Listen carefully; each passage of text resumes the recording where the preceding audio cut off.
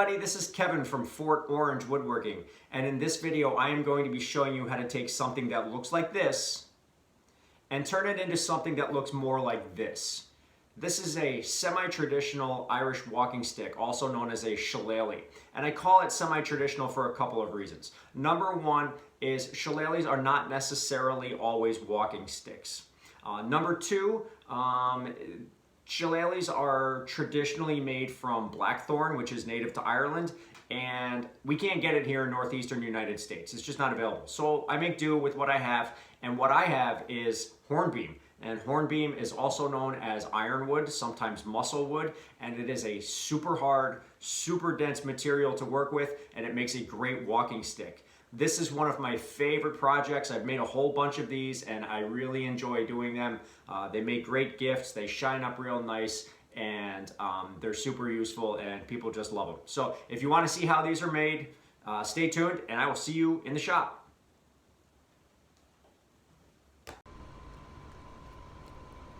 Step one in this process is going to be to get the bark removed from our stick. All of the bark's got to come off, so I am going to use this shave horse that I made to sit down and strip all the bark off. I'm just going to clamp it down, use an old-fashioned draw blade, and remove as much of the big stuff as I can in the first step.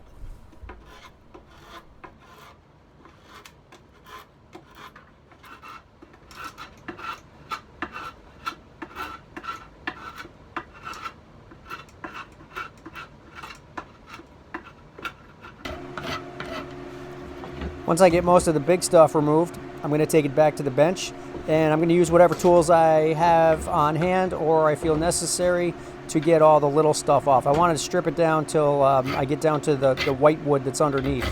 Right now I am using a scorp in combination with a chip knife. The scorp helps get into some of the grooves and some of the indentations where the chip knife takes off some of the leftover flakes that get stuck.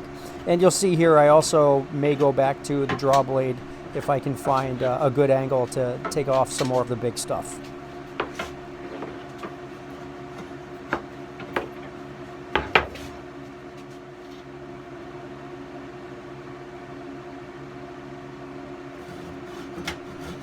Next we want to get out the handsaw and take off as much excess length as we can from both the bottom of the stick as well as the top. That little nub there on the end, there's no need for that, so I might as well cut that off now so I don't have to peel any more bark from it.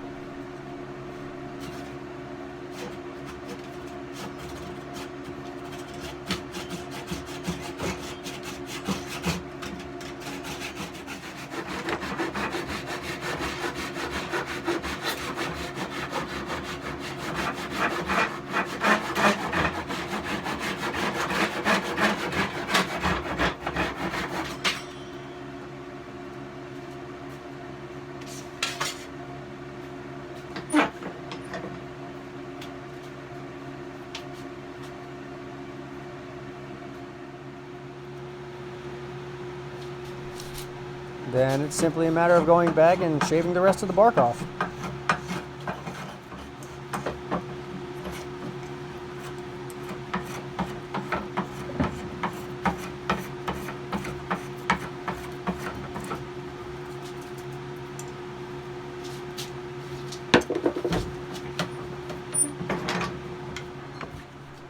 After that, it's time for sanding. As long as I don't gouge into the wood too much with my knives and scorps and other tools, I really don't need to go any lower than a 100 grit sandpaper. This should do the job for most of the project. I could go to a really fine finish, but there's really no need for it. Most of that's going to be covered up by the stain anyway.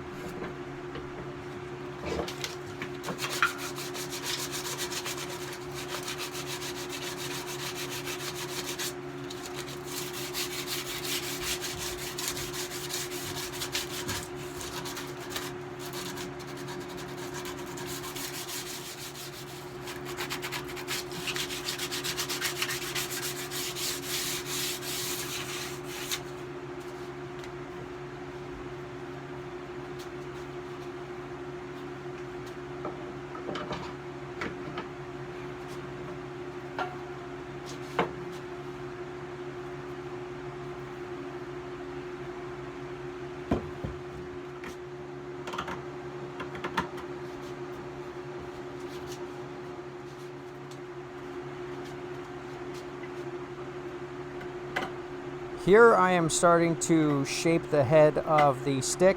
I'm trying to round out the portion that I cut off with the saw, and I'm doing this with my hand chisels. It's tough to get a good grip on this, so I'm using my vise in combination with a stop block and a second clamp, but sharp chisels do a pretty good job on this, and it saves a lot of time in rounding this out.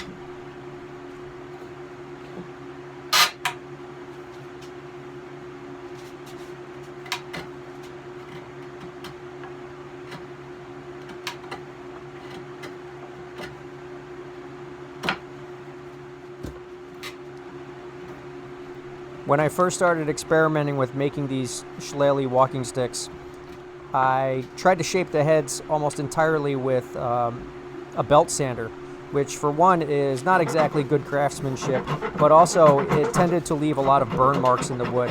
So I have since moved to more traditional methods, which include chisels and rasps, and I find that I'm getting a much, much better, cleaner, more authentic look by doing so.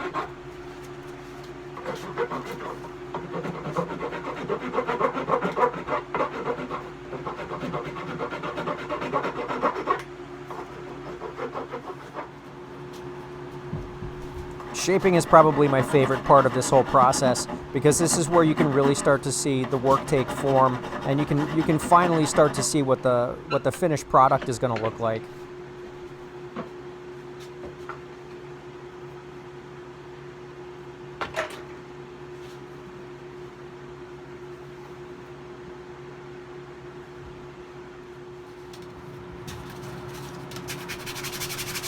And of course, more sanding. You can see that I'm kind of bowing this piece of sandpaper. I'm just holding it just firm enough so that it creates a curved shape, which kind of works itself around the top of the head and kind of contours to the parts that I'm trying to get to.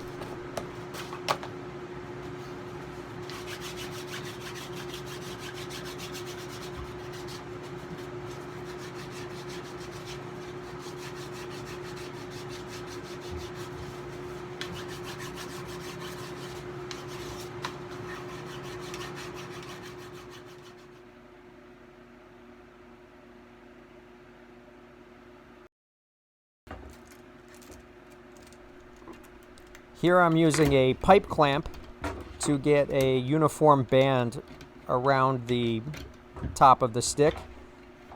This one is going to have a little bit of a white strip, which you'll see in the final product.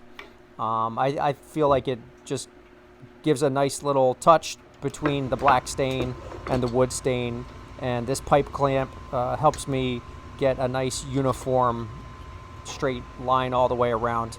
I'm using my chip knife again to kind of just saw around the pipe clamp nice and neatly, and then I'll take it off and I'll finish it off with a file.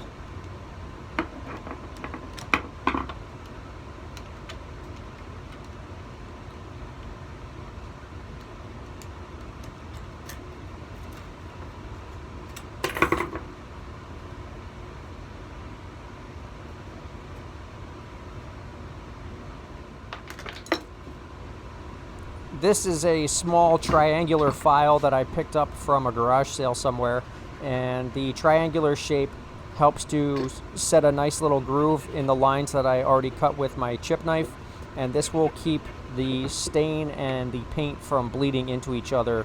It should at least help quite a bit.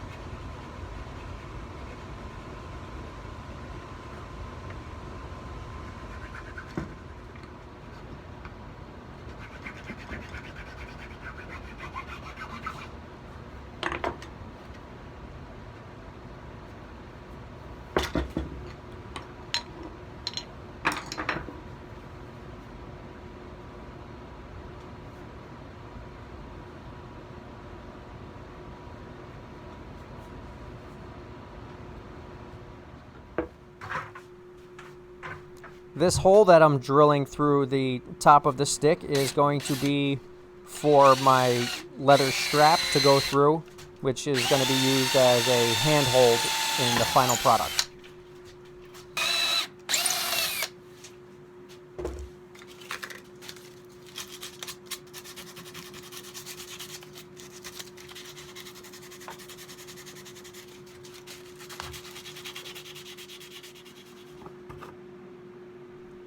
The mineral spirits are going to be for my brushes because I am going to be doing 2 coats on both the stick itself and the head, and then finally it's going to get 2 coats of polyacrylic. So I'm going to be doing several coats. This is a little bit time consuming, but very important to make sure that the wood gets the penetration and the color that I'm looking for.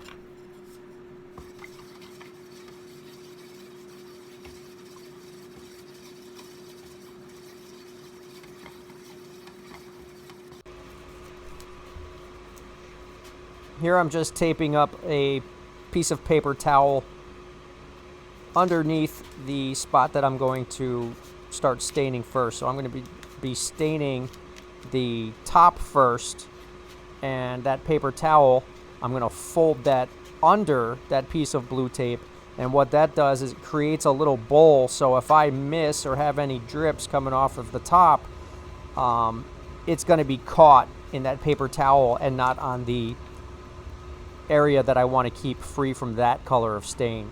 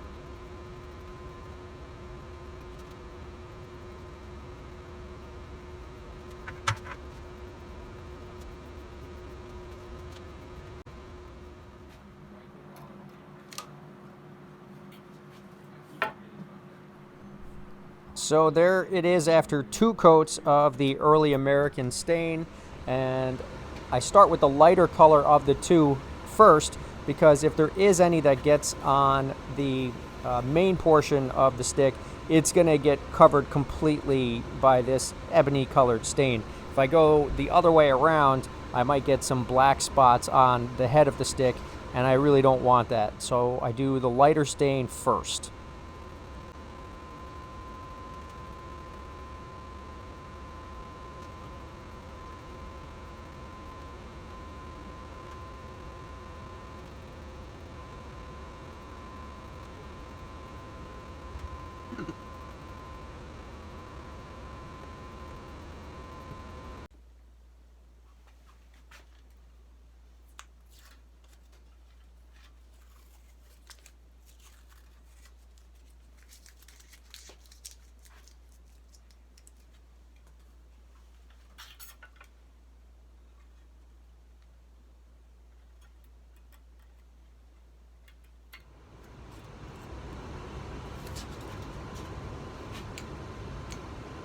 And then finally, I set up the tape one more time because that little band that we created with the pipe clamp is going to be painted with a semi-gloss white. So this is the only portion of the stick that gets real paint.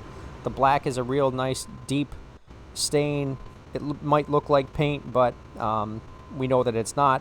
This portion is. So this is going to be a semi-gloss white. This is it, the final step. I've got my tape removed, sanded down the head with a little steel wool to take off some of the rough stuff. I'm going to get my homemade hanger here, which is just a piece of threaded rod, and a dismantled coat hanger. I'm going to set that up.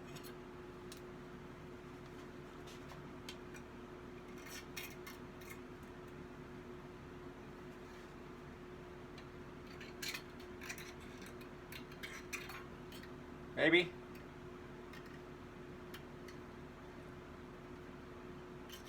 And hang this up because this is where it's going to dry.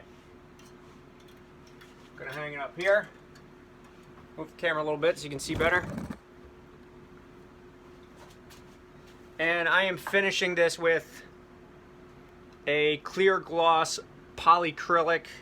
You could use any number of clear coat finishes to get a nice clean look at the end of this. This is just the one that I prefer. Gives it a nice durable glossy finish, and you can do as many coats as you want. So just starting from the top and moving our way down. The polyacrylic starts off looking a little milky, kind of white, but it will dry nice and clear. You want to make sure that you're doing nice thin coats on this. You don't want it gooping up, because you can always, like I said, do more coats later. And I will. I'll probably end up doing 3 coats on this before I'm done to give it a good durable finish.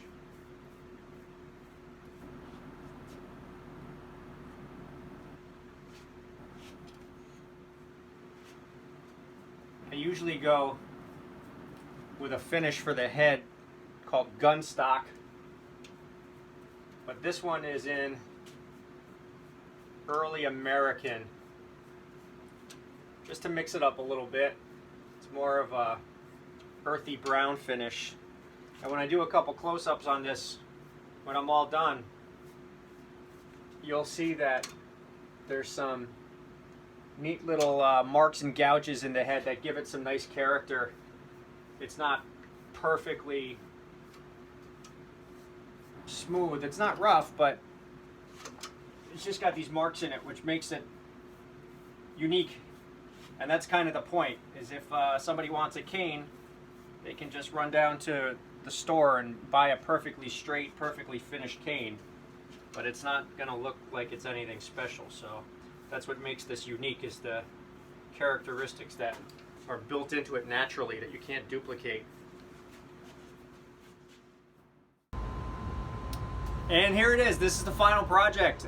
This was a lot of fun to make. I am really happy with how this turned out. 2 coats of poly made it nice and shiny. I told you I would show you some of the close-ups here to show you some of the features of it, characteristics.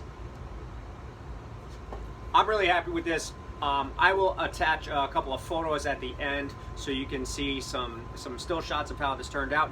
This exact item will be on sale in my Etsy shop with Fort Orange Woodworking, so please check that out and feel free to shop around. And thanks a lot for tuning in. See you next time. Bye.